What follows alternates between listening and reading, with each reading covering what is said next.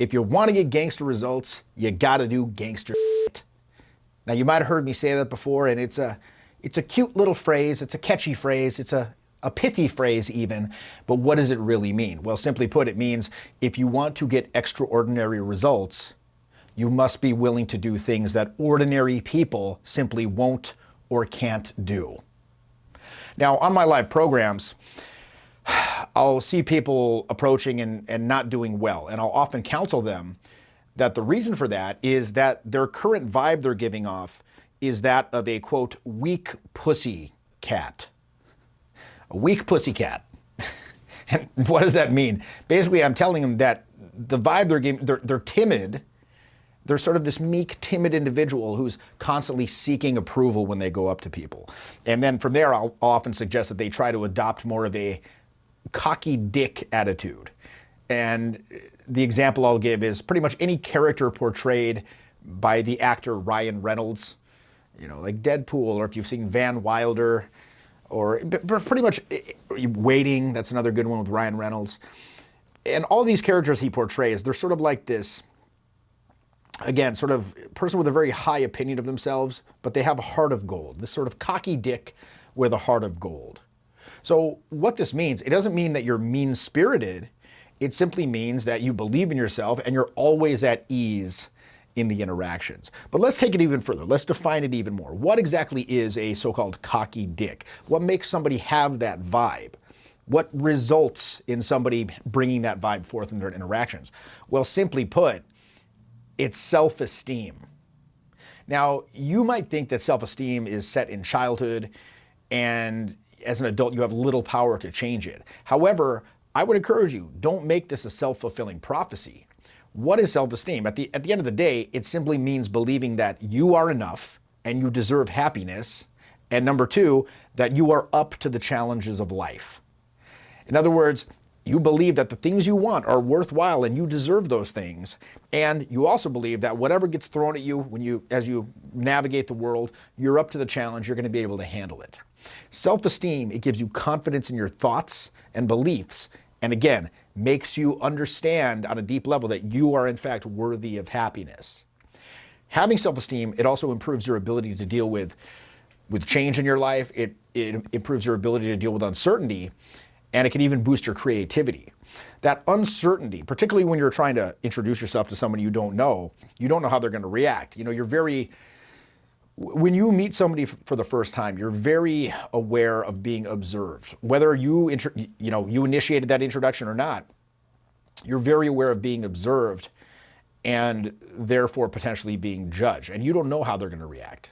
But if you have high self-esteem, that uncertainty becomes less scary to you because you know that ultimately you can handle it. If you do not have self-esteem, you might even find ways to fail.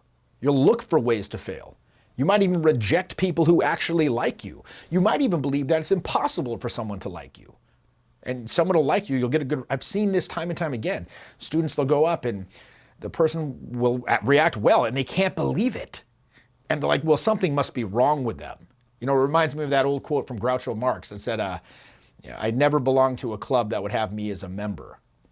You know, and again, so you'll be out there and if somebody actually likes you, you think, well, shit, there must be something wrong with them. Additionally, beyond that, you might even resent those who actually have high self-esteem. You might even be afraid to act in a confident way because you think, oh, if I act confident, it'll make me a target for other people like you who actually resent those with high self-esteem. You know, there's that old saying, the tall poppy gets cut. You know, the person who sticks their head up above the crowd tends to get chopped down. And this is sort of like a vicious circle of thinking that can lead to even more meek and timid behavior on your part and more failure. So what we want to do here in this video, I want to break down a classic of the self-help genre, Nathaniel Brannan's 6 Pillars of Self-Esteem. And in this book, he really breaks down these 6 pillars of self-esteem. And these are practices that you can engage in on an ongoing basis to actually develop this quality in yourself. And that's going to transfer out and it's going to translate out into all of your communication and you're going to get much better results. It's going to make you willing to face the uncertainty. It's going to make you believe that you can handle it, that you're worthy and deserving of what you want. And as such, you're going to be able to jump through the fear into the unknown where all growth happens. and be, in other words, willing to do the stuff that other people are not. So you can get that gangster result. So what does self-esteem look like? Well, high self-esteem, it can be seen in a person's face, a person's voice, a person's body language. People with high self-esteem, they have an enthusiasm for life, and they communicate directly, they communicate honestly. Their movements are characterized by ease and spontaneity because they're not at war with themselves internally. There's a sense of congruence in their behavior. High self-esteem, it's reflected in bright eyes, an alertness, a readiness, an engagement, an anticipation, right? Upright, relaxed shoulders, a well-balanced posture. Not somebody who's hiding with their posture, not somebody who's overly puffed up, but just a well-balanced, ready posture, ready to move in any direction at any moment. These people, they walk with purpose through the environment. They have a well-modulated voice that's relaxed, it's free of tension. It's able to work through many different sorts of language musicality with ease. Tension is the enemy for people with high self-esteem, all right? And this is something that I say throughout all my programs. Tension is the enemy. And not just physical tension, but also intellectual language-based densities. And so, of course, there's a corollary to this. Tension is the enemy, but its removal is complicated and can cause changes in other areas of the system. You might remove it in one area and it comes up, pops up in another. Not just physically, it could pop up intellectually, it could pop up emotionally, it could pop up in a blocking of your intuitive energies. It's a very complex thing. And that's why, you know, in my charisma mentoring program, I take aim at every individual area. Basically, we look at every single mode in the so-called human energy system, break them apart. In other words, we look at every single element that goes into what you might consider the gestalt of your communication, the whole instrument, take those things apart individually, exercise them in isolation, put them back together in a more completely realized whole. But in that program, as I just said, I'd say the overarching, and in all of my programs really, the overarching tenet is tension is the enemy. Again, as chronic tension reflects a certain internal strife and a sense of being held back, a sense that you're not communicating with the whole person. Now, in contrast to that, all those high self-esteem characteristics I described, low self-esteem people, they live more to avoid pain than to experience happiness. They play more to not lose as opposed to playing to win. High self-esteem people, they seek out challenges. They're not afraid to approach other people. They're not afraid to introduce themselves to other people. For example, when I go out with my friends, we compete to be the first one to approach someone. If we see someone that, you know, both of us want to meet, it's not like, oh, who's going to do it? Who's going to do it? Are you going to do it? Are you going to do it? We're like, get out of the way, because we know that the person who takes the initiative is generally going to be perceived as cooler. You know, like they go up, the second guy to come up is like, you know, hi, I'm here too. The first one went up and, okay, they had the courage to actually introduce themselves. That person did the heavy lifting. And then the second person's going to come in, even if they're super cool too. It's like, and I'm his friend that's here now too, right? So again, people with high self-esteem, they take the initiative. People with high self-esteem, they value their own opinion of themselves more highly than the opinions of others. And ultimately they have, you know, for the most part, a positive view of themselves. If somebody criticizes them, they ask themselves, would I pay for this person's advice? For example, not too long ago, I was with a student and I was in Chicago, we were on the street, we met somebody, and some woman started talking trash about I was wearing this headband. And she's like, you need to get rid of this dumb headband. And I was like, oh, and I thought to myself, looking at this person's fashion sense, just as one thing, there's a lot to unpack here, but just looking at the fashion sense, would I ask this person for fashion sense? No, I don't care. Furthermore, they're not taking as much action as me, so why would I care? It's like LeBron James, like caring about some fan yelling gibberish at him on the sidelines. So what I did, I said, oh, thank you. Is there any more fashion advice? Like I was eagerly asking them for more awesome advice. And I was completely unaffected internally. In fact, I found it amusing. So having said all of that, let's break down Nathaniel Branden's 6 pillars of self-esteem. And again, these are all practices that you can engage in on an ongoing basis that are going to actually build up your self-esteem over time. First pillar of self-esteem is consciousness and awareness. Most people, as my buddy Owen likes to say, live their lives in a walking daze. They're not fully aware of their surroundings. They're not fully aware of their thoughts. So to increase self-esteem, it's vitally important to develop awareness, okay, and actively seek out blind spots and areas where you may be avoiding certain things, right? Recognizing when you're just in a derp state going through life and taking action to get out of it. One of the biggest things, again, if there's a couple tenets to my teachings. Number one is tension is the enemy, but its release is complicated and can cause changes in other areas of the system. But number two is just developing awareness. Very often, these inhibitions that we have surrounding our communication have been installed and viewed over time as useful and necessary for our protection for so long that they're now below your threshold of conscious awareness. You're not even aware that you're doing it. So a lot of a main focus of my teaching is making people experientially aware of the gap between what they think they're projecting and what other people are actually seeing when they're talking to them. And very often that gap is dramatically large. But once they're aware of that, then they can start, again, closing that gap. So you've got to become aware and then act on that awareness. And what that means is understanding it's going to take time. You know, you're not going to, say for example, you have somebody who's not facially free. They have a lot of facial armoring. They don't smile when they're interacting with people.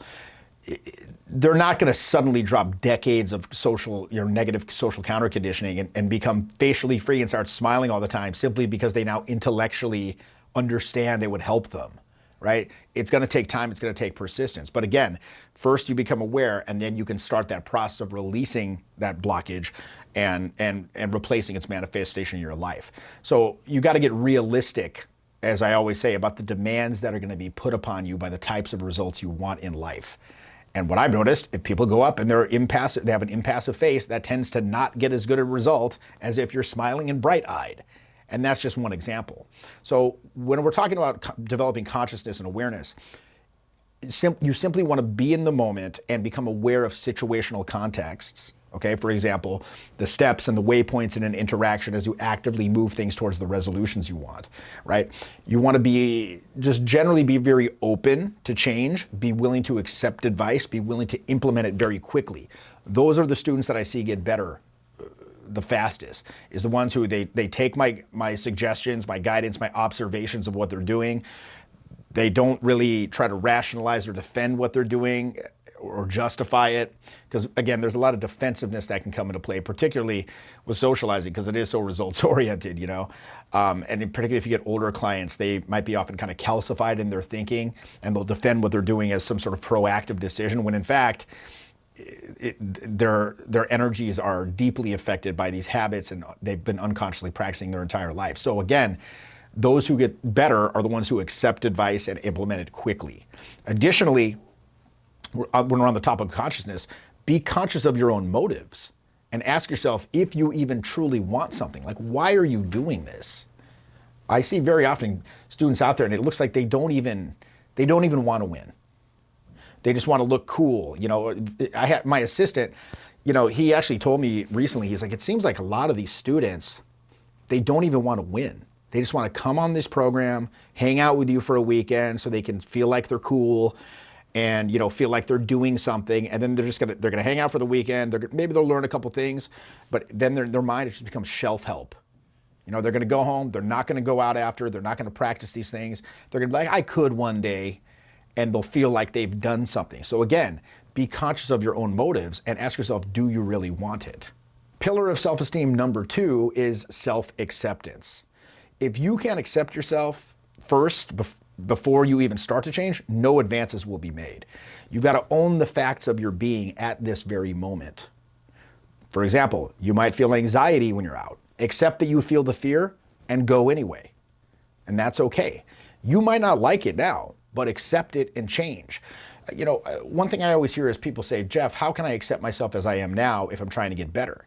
Well, a 5-year-old is not an imperfect adult because they can't do the same things a 25-year-old can, right? But the best way to ensure that they become a healthy, functioning 25-year-old adult is to simply accept and love them as they are right now. So in other words, accept that you suck. Just accept it. It's fine. Understand, have you heard of the 4 quadrants of competence, right? There's unconscious incompetence, where people suck and they have no idea that they suck. Then there's conscious incompetence, where they suck, they're aware of it, they start to make changes. Then they get to conscious competence, where they can do it, whatever skills involved, as long as they're paying close attention to it as they do it. And then ultimately you arrive at unconscious competence, and that's where you want to be. Right now, if you're watching this video, you're probably likely somewhere between conscious incompetence and conscious competence. And you just got to accept that's where you are right now. I mean, a lot of the defensiveness that I see, that I encounter in my coaching from many tension addicts that I've worked with, you see, they rationalize when I point out that they're doing something that, and again, I don't like to frame these things as criticisms per se. I frame them more as observations and then offer an alternative. But I'll I'll make these observations and say, I notice in my experience that tends to not work as well as maybe doing this, but they'll just rationalize and defend it to the death as a choice they're making, as opposed to this default necessity that they can't do anything else. So, again, just accept you suck, right? In fact, right now, pause this video, yell at the top of your lungs, I suck. It's a healthy exercise. And if you can't do that, just, accept that you resist that you suck. Look, when you go out, understand, not everyone's going to like you to begin with. And I understand when I go out, look, I'm for some, I'm not for others, and that's fine. Not everyone has to like me. I like me. Pillar of self-esteem number 3, self-responsibility. Now, ultimately, this is an absolute necessity if you want to have a sense of control over your own life, which is, of course, an essential component of core confidence. Say to yourself right now, I am solely responsible for my success or failure. Just say it. I am solely responsible for my success or failure. In other words, when you go out, just ask yourself, did I do what I was supposed to do? Did I execute what I was supposed to do? If I did that and it didn't work out, that's fine. I did the best I could. Understand too, look, nobody's gonna put you on. Nobody's coming to fucking save you. Not the government, not Santa Claus. You're not gonna find the perfect person to get married and everything will be fine. You're not gonna win the fucking lottery and then you'll never have to worry about it again. That crypto bet that you made is gonna pay off and you're never gonna have to work again in your life. Look, people aren't obligated to like you. As I said a moment ago, I'm for some, not for others. I understand that. I'm not responsible for other people's perception of me. I'm responsible for my own behavior. If you're at work and you're like, I'm not getting the support I need at work, these people aren't helping me out as much as I could, it doesn't fucking matter. Again, don't bemoan this and become a victim. Take responsibility as much as you can and be solution oriented. Pillar of self-esteem number 4 is assertiveness, and this is a huge one. I see so many people and they're afraid to show their intention and own it. When you go up, own your intention and be proud of it. This simply means being assertive. It simply means honoring your wants and seeking their fulfillment, not hiding away to avoid confrontation or, saying, I just go along to get along. So really what being assertive means, it means living authentically. Now look, obviously there's situational context, there's decorum to take into consideration, in every situation. But, generally I would say, always ask yourself, this is the overarching question. Am I being real here or am I being fake? I'd rather, if I have a student and you have 2 students and you say, which one would you rather work with, an egotistical ass or a coward? I'd rather work with the egotistical ass, because at least they're being honest about what they want, right? I often said my dream student is somebody who I show up on the 3rd day and they're like, about time you showed up, and they're just being this fucking jackass, and they're like, time to beast, right? Now, of course, if they were like that, they likely wouldn't be on the program to begin with, but I'd rather have somebody who's like very assertive and sort of undisciplined that I can give a little finesse to, rather than trying to coax bravery out of somebody who's hiding away and hiding their intentions. What being assertive really means, it's just having boundaries and enforcing them.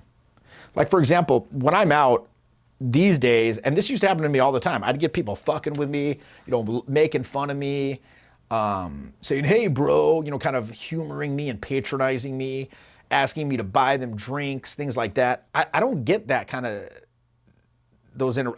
people don't approach me like that very often anymore. I'm not gonna say ever, because sometimes they still do, just because, it's bound to happen statistically, but it's very, very rare that I get that kind of stuff anymore. Why? Because I have an air of assertiveness about me. And people can just sense, this guy ain't gonna roll over like that. This guy is he ain't the one, because I have that air of assertiveness. So what's the opposite of this? The opposite is a please like me, like this sort of trying for rapport vibe. And it's extremely needy. And as we all hopefully know, neediness is perhaps the most unattractive characteristic of all. Pillar of self-esteem number 5 is living purposefully. Now, I think it's important to note the difference between purpose and goals. Smaller part goals, like, say dating a certain type of person, or getting a certain amount of money, or getting a certain amount of new friends, or having a certain experience on a night out. Those things are great and they can energize you. However, an overly intense focus on small goals can be counterproductive. Purpose, on the other hand, guides you from a higher perspective. So my purpose is, if I had to lay it out right here, my purpose at this point in my life is to come to a greater understanding of the so-called human energy system in life and communication, and in doing so, come to a greater understanding of myself, and then be able to take that knowledge and through my teachings, bring that to other people, and in doing so, make the world a little bit of a better place in my own small way. This is what is meant by being on your path, right? So again, ask yourself, why are you even doing what the hell you're doing? Like, take, for example, as I talked about earlier, a student who doesn't believe in or even want success for themselves. You must envision it. You must desire it. And as I said a moment ago, a focus on those smaller part goals, yes, it can energize you and move you forward a bit, and kind of give you a competitive fire, but an overly intense focus on those small part goals can be counterproductive. Because it's like, what happens when they're achieved? Or well, first of all, what happens when you don't achieve them? You can get down on yourself and you can kind of hit the shame spiral. And then even when you do achieve them, it's like, what next? So you've got to ask yourself, what must I do? What actions must I take to achieve these goals? Plan them out and then fucking execute on those plans. This requires self-discipline. You got to be conscious of the goal. You got to be conscious of the actions. You got to monitor your behavior to ensure that you're moving towards those goals, and then pay attention to the outcomes. And like I always say though, look, analysis in process is usually counterproductive. And look, let's not throw the baby out with the bathwater. I think that analysis is vital. Our intellect, it allows us to remember what we did on a night out and say, okay, what worked well, what didn't work well, what are my biggest takeaways, what are the things I want to work on going forward when I go out the next time. But that analysis has to come before and after, not in process. All right. Pillar of self-esteem number 6 is personal integrity. Now, what does this mean? This means that your standards, your beliefs, and your behavior are all congruent with one another. Are you reliable? Are you trustworthy? Do you do what the fuck you say you're going to do? Being a hypocrite, that damages your sense of self. And furthermore, it damages the value proposition to other people. If you think you're this like little fucking rodent who's, getting some charlatan trying to trick people into liking you, into buying your product when you know it's garbage, into going with you when you know internally you feel you're a piece of shit, that damages the value proposition. If you're not able to congruently sell it to someone knowing that they're going to benefit, you're not going to get very far. And people will say, well, shit, I can do this trickery. Only I will know. Only I will know, right? If you say only I will know, what's the subtext of that? This suggests that your judgment is unimportant and the opinion of other people is all that counts. Look, you could avoid other people, but you can never avoid yourself. So practicing these 6 pillars of self-esteem, it's a lot like physical exercise. If your fitness is currently low, it's going to seem very hard, but the more that you practice, the easier it'll become. Small improvements make a difference and they compound over time. But again, to start practicing these, courage and effort is required. And that's going to be challenging. But who wants a life without challenge? A life without challenge where everything is easy, that's a child's dream. It's like kindergarten with the finger paints. You're a grown-ass motherfucker, okay? Grow the fuck up, get down to business, practice these pillars, and build your self-esteem so you get better outcomes. Now, people say, well, what about childhood trauma? You know, I had this childhood trauma that affected my self-esteem. Maybe you had parents who were critical of you, teachers. And look, teachers with low self-esteem, they're generally punitive. They're impatient. They focus on weaknesses in the students. And this is fucking terrible because this teaches that self-esteem comes from the approval of others. You might have heard me say this before.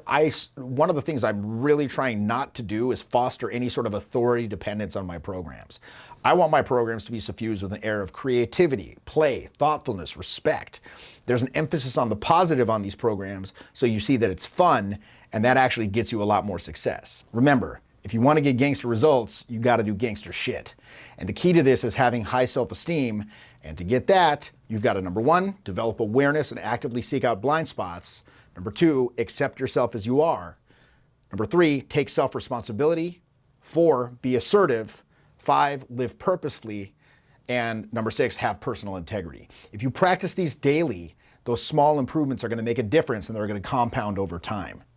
But ultimately, this is all about getting rid of limiting beliefs. And one way to do that that's very, very vital is to find people who are in your exact situation who want to accomplish the same goals that you want to accomplish and get your ass around those people.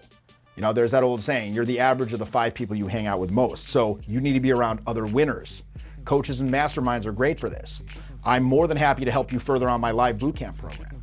Also, if you really want to shortcut success and you want to be around the best people, consider filling out your application for my Charisma Mentoring Program. That's where other highly motivated people are congregating. You want to be a part of that group where we dig in and we exercise every single area of your communication twice a week for 8 straight weeks. So link is in the description for both those programs. It would be my honor and privilege to be a part of your journey and help you along and get better at this and ultimately achieve those gangster results. It's been Jeffy, and I'll see you next time. Jeffy.